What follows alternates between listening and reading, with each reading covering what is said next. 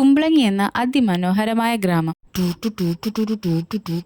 എനിക്ക് വട്ടായെന്നായിരിക്കും നിങ്ങൾ പലരും ആലോചിക്കണത്. ചെറുതായിട്ടൊന്ന് ഇൻട്രോ കൊടുത്തതാണ് കേട്ടോ. കുഞ്ഞിപ്പെണ്ണ് പാതി ഉറക്കത്തിലാണ് കേട്ടോ. ഉറക്കത്തിൽ നിന്നാണ് ഞങ്ങൾ എടുത്ത് പൊക്കിയത്. അവിടുന്ന് നേരെ കുമ്പളങ്ങിക്ക് ചീനവലയും പച്ചപ്പും നിറഞ്ഞ ഒരു കുഞ്ഞു ഗ്രാമം ഉണ്ടോ. എൻ്റെ ഡ്രീം ഡെസ്റ്റിനേഷനുകളിൽ ഒന്നാണ് കേട്ടോ കുമ്പളങ്ങി. കാരണം ഇവിടെ കവര് വരാറുണ്ട്, പക്ഷെ നിർഭാഗ്യവശാൽ ഞാൻ ഇതുവരെ കണ്ടിട്ടില്ല.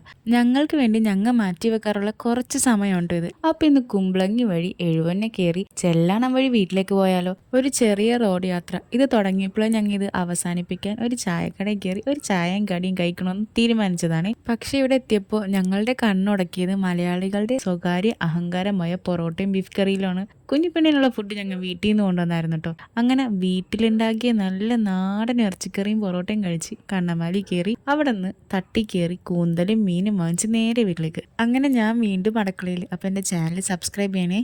ബൈ.